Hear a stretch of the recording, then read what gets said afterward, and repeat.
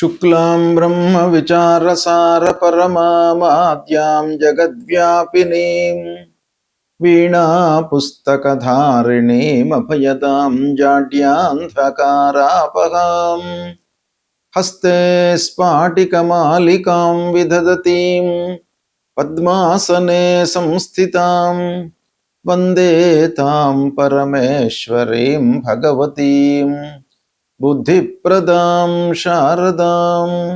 శ్రీ మహాగణాధిపతయే నమః. శ్రీ మహాసరస్వత్యై నమః. శ్రీ గురుభ్యో నమః. జూలై మాసంలో గోచార ఫలితాలు ఎలా ఉన్నాయో తెలుసుకుందాం.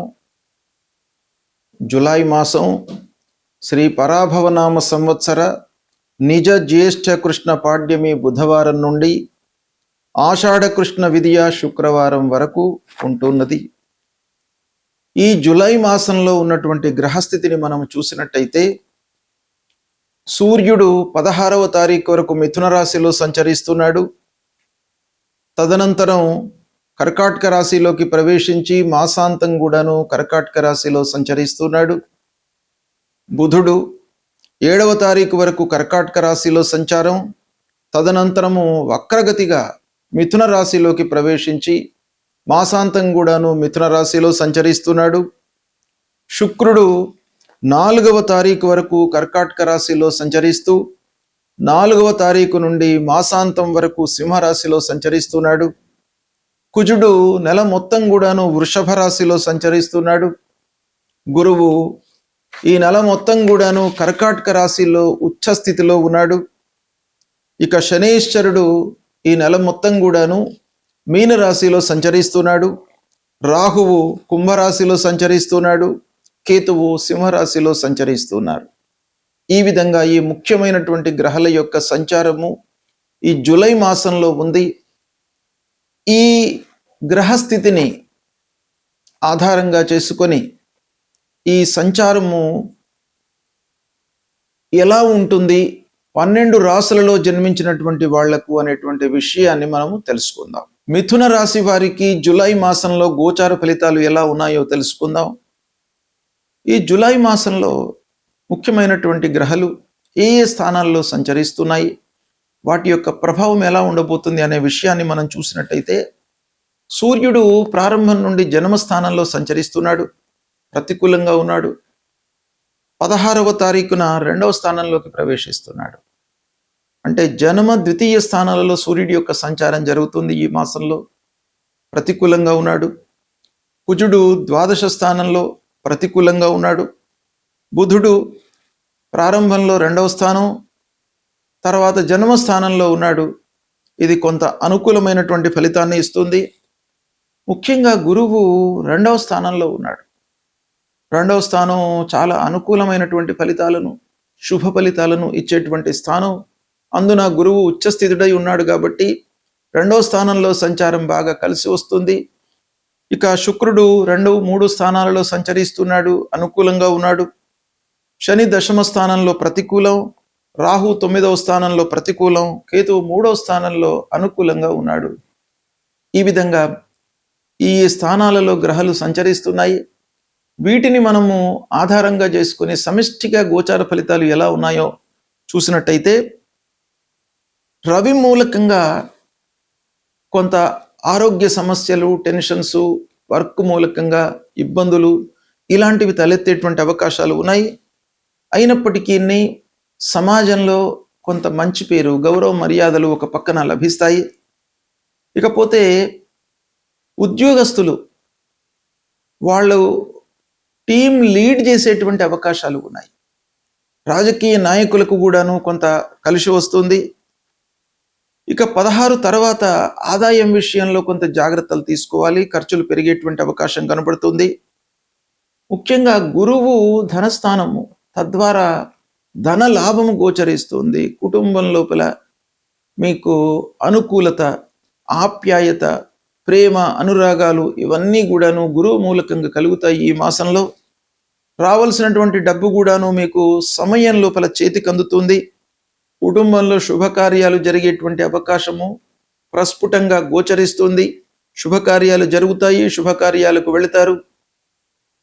పిల్లల యొక్క వివాహాది కార్యక్రమాల విషయమై మీరు చేసేటువంటి ప్రయత్నాలు సఫలీకృతమవుతాయి. ఇకపోతే మాట పలుకుబడి బాగా పెరుగుతుంది. అంటే మీ మాట తీరుతో ఎదుటి వాళ్ళు అట్రాక్ట్ అయ్యి కొన్ని పనులు మీకు అప్పజెప్పడము, లేదా మీ పలుకుబడి మూలకంగా పనులు నెరవేరడము, ఇలాంటివి బాగా గోచరిస్తున్నాయి. కుజుడి మూలకంగా కొంత ఖర్చులు మట్టుకు బాగా ఉన్నాయి. దాన్ని కట్టడి చేసుకోవాలి. అనవసరమైనటువంటి ఖర్చులకు దూరంగా ఉండండి. విదేశీ ప్రయాణాల ప్రయత్నాలు మీకు బాగా కలిసి వస్తాయి. బుధుడి యొక్క వక్రగతి మూలకంగా కొంత మనకు వ్యాపార వర్గంలో ఉన్నటువంటి వాళ్లకు కొన్ని రకాల ఇబ్బందులు, వ్యాపారము బాగానే జరుగుతుంది, క్రయ విక్రయాలు అయినప్పటికీ రావలసినటువంటి విషయాలలో కొంత ఇబ్బందులు కనబడుతున్నాయి. పూర్వం ఇచ్చినటువంటి బాకీలు వసూలవుతాయి. శుక్రుడు మీకు ఆనందాన్ని కలిగిస్తాడు, సంతోషాన్ని ఇస్తాడు, సుఖమయమైనటువంటి జీవితాన్ని గడపడానికి దోహదం చేస్తాడు. ఇక చిన్న ప్రయాణాల ద్వారా మీకు లాభము చేకూరుతుంది. శని మూలకంగా కొంత వర్క్ లోపల ప్రెషర్ పెరుగుతుంది. అంటే కష్టించి మనము పని చేయవలసినటువంటి స్థితి ఏర్పడుతుంది. ఉద్యోగంలో ఉన్నటువంటి వాళ్లకు వాళ్ళ యొక్క పనితనానికి గుర్తింపుగా ప్రమోషన్ లభించడము, ఉద్యోగంలో శాలరీలో పెంపుదల. ఇకపోతే విదేశీ ప్రయాణాలకు మాత్రము చాలా అనుకూలంగా ఉంది. ఉన్నత విద్యకై చేసేటువంటి ప్రయత్నాలు ఫలిస్తాయి. ఐటీ రంగంలో ఉన్నటువంటి వాళ్ళు, సాఫ్ట్వేర్ రంగంలో ఉన్నటువంటి వాళ్లకు చాలా మంచి సమయము ఈ జూలై మాసము. విద్యార్థులకు కూడాను బాగా కలిసి వస్తుంది, మంచి స్థాయిలో నిలుస్తారు. ఇక వ్యాపారస్తులు, ముఖ్యంగా డిజిటల్ మార్కెటింగ్లో ఉన్నటువంటి వాళ్లకు, సాఫ్ట్వేర్ వ్యాపారంలో ఉన్నటువంటి వాళ్లకు, బ్యాంకింగ్ సెక్టార్లో ఉన్నటువంటి వాళ్లకు బాగా కలిసి వస్తుంది.